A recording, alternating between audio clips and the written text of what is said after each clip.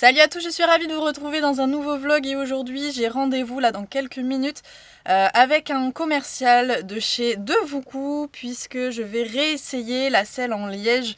Je vous en avais déjà parlé dans une précédente vidéo et je vous la remets dans le petit si vous voulez aller la revoir. Visiblement la marque l'a fait évoluer, de ce que j'ai compris ils ont racheté GT Concept qui était à la base les fondateurs de cette selle en liège 100% naturel. Devoucou m'a proposé de la retester, de voir les différents changements qui ont été effectués dessus et donc là je vous dis je vais la tester d'ici quelques instants et j'ai également 2-3 choses à mettre en place, notamment cette petite chose là dont je vais vous parler dans ce vlog puisque je veux surveiller les chevaux et j'ai trouvé cette caméra. Bref, je vous en parlerai davantage au cours de cette vidéo. On va d'abord commencer par faire un bon pansage à balier avant que le commercial arrive. Alors je croyais qu'ils allaient être dans les abris mais ils sont pas dans le pré, enfin dans le pré, dans la zone en herbe et ils sont pas dans les abris non plus. Donc je pense qu'ils doivent être cachés dans le bois que vous avez tout au fond. À mon avis, ils font dodo, je les ai pas vus, j'ai pas fait attention. Et ils sont pas du tout là, donc je vais les siffler, on va voir si ça arrive.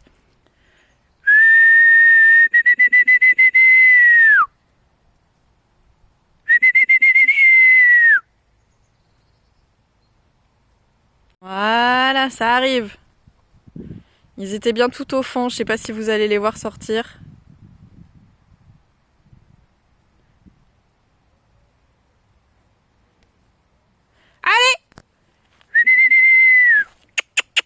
Bon, y en a un qui est un peu plus pressé que les autres d'arriver. C'est toujours la même chose. Les deux autres ils se motivent aussi, tranquillement. Mais oui, c'est bien. Super. Allez, dépêchez-vous les gros. Je pense qu'à cette heure-là, il y a pas mal de mouches et c'est pour ça qu'ils sont allés se cacher à l'ombre au fond des bois. Là-bas, ils sont beaucoup plus tranquilles, je pense. Et regardez ça, Bali, il a encore la trace des draps. Vous voyez les traits qu'il a là? C'est juste qu'il devait être couché il n'y a pas si longtemps que ça. Et du coup, c'est trop. Et du coup, il y a la marque du sol, du relief sur lequel il était. Je trouve ça trop mignon. Mon gros, t'as fait un gros dodo? Bah oui.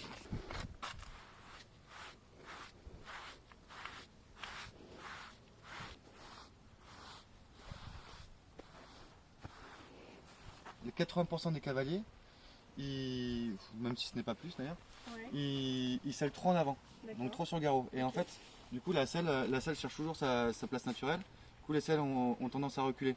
Du coup, en fait, nous, on va chercher la 13e dorsale. C'est la seule qui a la l'apophyse épineuse verticale. Okay. Donc, c'est là où le cheval fait moins d'efforts pour porter. Et donc, pour la trouver, en fait, on va chercher la 7e côte flottante. Tu vois, donc là, j'en ai une. Ah, il ne marque pas trop, lui. Il est un peu chatouilleux. 3, 4, 5, 6, et là, voilà la 7e. Donc ici c'est l'apophyse, c'est la 13e, donc l'apophyse épineuse verticale. Celles qui sont derrière, en fait, elles sont orientées vers l'avant, et celles qui sont devant sont orientées vers l'arrière. Tu vois, ça fait un peu comme une clé de voûte. D'accord. Du coup, le carrefour musculaire est complètement dégagé. Et du coup, lui il peut bouger. Okay. Il est encore mieux quand il est monté sans mort, on lui colle comme ça qu'avec. Ah ouais? En fait, avec le mort, il a beaucoup de résistance. Ouais, alors que là, je vois, il a la lèvre qui...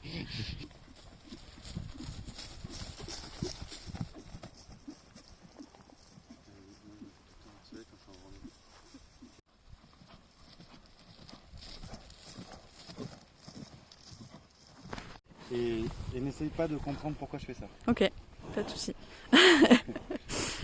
Je me concentre sur mes sensations. Exactement. Et du coup, Raphaël, le galop, c'est vraiment ton allure.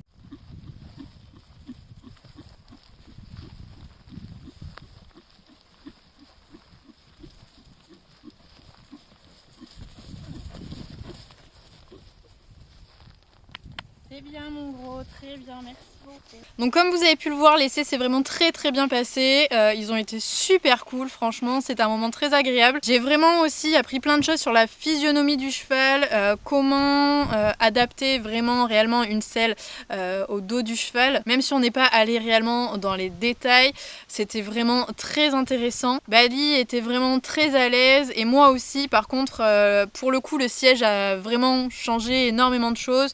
Je sens que ce siège là est beaucoup plus confortable, mais forcément que ma Wintec, hein, ça n'a rien à voir, et encore plus que ma Eric Thomas qui est ma toute première selle et que j'ai choisi un peu en fermant les yeux en disant je veux celle-ci.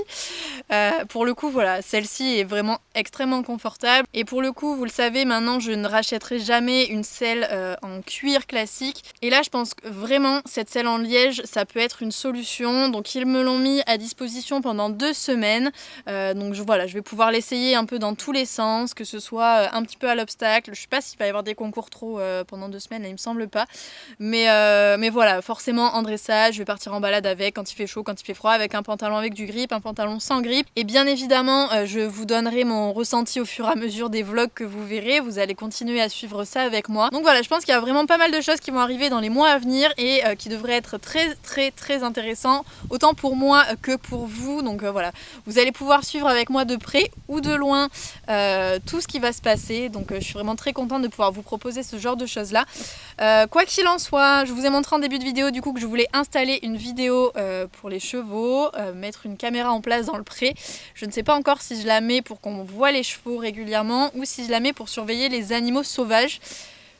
Je pense qu'on a plus de chances de voir des animaux sauvages. Enfin, j'aimerais bien réussir à voir quels sont les types d'animaux qui rentrent dans le pré. Puisque régulièrement je croise des sangliers, je croise des petits chevreuils, j'ai croisé un petit faon la dernière fois, c'était absolument trop mignon. Donc voilà, je pense qu'il y a un passage d'animaux sauvages et je vais placer la caméra juste devant et on va voir du coup quels sont les animaux qui passent. On va l'installer et vous découvrirez dans un prochain vlog du coup les images de cette caméra, puisque voilà, je vais pas pouvoir vous sortir les images maintenant, il faut attendre le soir et je pense que je vais attendre 2 ou 3 jours avant de voir ce qui est passé devant cette caméra. C'est une caméra que j'ai achetée à Decathlon au rayon chasse, donc oui j'achète des trucs au niveau de la chasse, je ne sais pas ce qui m'arrive, mais bon. Ok, donc je viens de finir tous les réglages à l'intérieur, je l'ai mis en mode vidéo, on peut la mettre en mode vidéo ou photo, voilà. Et en fait que je vous explique un petit peu plus le principe, c'est que dès qu'il y a un animal qui va passer devant le capteur, ça va allumer la caméra. Et ça va enregistrer en fait tout ce qui se passe devant cette caméra là. Là les vidéos vont durer 60 secondes à chaque fois, c'est la durée que j'ai choisie. Et voilà, donc photo ou vidéo, et ça me permet de savoir tout ce qui se passe à condition qu'on passe dans une zone de 20 mètres devant la caméra. Donc voilà, ça va me permettre de surveiller plein de choses et d'en savoir encore davantage sur ce qui se passe sur la vie au pré en général. Ça fait pas caméra de surveillance, mais pour le coup je pense que ça peut m'apprendre vraiment pas mal de choses et vu que je suis méga curieuse, et bien là je pense que ma curiosité va être assouvie. Et donc là je pense que je vais la mettre sur les animaux sauvages, mais que très rapidement je vais faire en sorte d'essayer de surveiller entre guillemets Ace et Bali, de faire en sorte de les mettre dans un endroit où ils passent régulièrement pour espionner un petit peu ce qu'ils font, ça peut être très rigolo. Donc ce que je vais faire, c'est que je vais l'installer dans une zone qui est cachée derrière là. Et je vous dis, j'ai l'impression que c'est par là que passent tous les animaux sauvages. C'est une zone, vous le voyez, qui est pas très exploitée par les chevaux. C'est ah mais par contre, j'avais pas vu ça. Regardez cette zone là. Là, il y a du sanglier qui est passé par exemple. Je sais pas quand est-ce qu'ils sont passés. Ça devait pas être très récemment, mais là le terrain est tout retourné. Et donc je pense qu'il y a une semaine ils étaient là quoi. Hop là. Donc là je crois que c'est assez clair qu'il y a des bêtes qui passent par ici. En fait il y a du grillage tout le long ici. Et à partir de cet arbre il y a un gros trou dans le grillage de 2 mètres, non d'1 mètre. 2 mètres. Allez 2 mètres. Et là le grillage repart. Et voilà, ici, il n'y a même plus d'eau dans le fossé. Normalement, il y a de l'eau qui passe en bas. Et toutes les bêtes sauvages, du coup, qui passent par ici. Donc, on va installer la caméra sur un de ces arbres. Et à mon avis, on va avoir pas mal de surprises. Donc, elle est là, placée sur un arbre, juste en face du trou où les animaux passent. Donc voilà, j'attends, je pense qu'on va avoir des images très très sympas, en tout cas j'espère. Il faut savoir que cette caméra elle filme également la nuit. Voilà, quand la luminosité commence à baisser, eh bien c'est très intéressant que voilà, elle puisse prendre également de nuit. Donc je sais pas ce qu'il va y avoir, moi je parie plutôt sur du sanglier, du chevreuil, et si j'arrive à voir du renard, des blaireaux, des choses comme ça, franchement je serai refaite. Je vais en profiter aussi pour vérifier s'ils ont encore de l'eau, parce qu'avec ces chaleurs, là il fait pas encore trop chaud ce matin, mais demain et après-demain ils ont prévu encore 40 degrés, ça va être un enfer. Et il va falloir que je renettoie la baignoire d'ici peu de temps. Et voilà, genre il faudrait que je le fasse maintenant. Est-ce que j'ai la foi de le faire? Absolument pas. Mais est-ce que je vais le faire quand même? Oui. Je vais pas vous filmer ça. Mais voilà, je vais aller chercher une éponge. Et je vais aller nettoyer tout ce qu'il y a au fond. La baignoire toute propre. Donc c'est normal que l'eau ait cette couleur. Hein. C'est parce que c'est pas de l'eau qui sort du robinet. Donc elle est pas à 100% pure. C'est de l'eau qui vient de ce petit puits.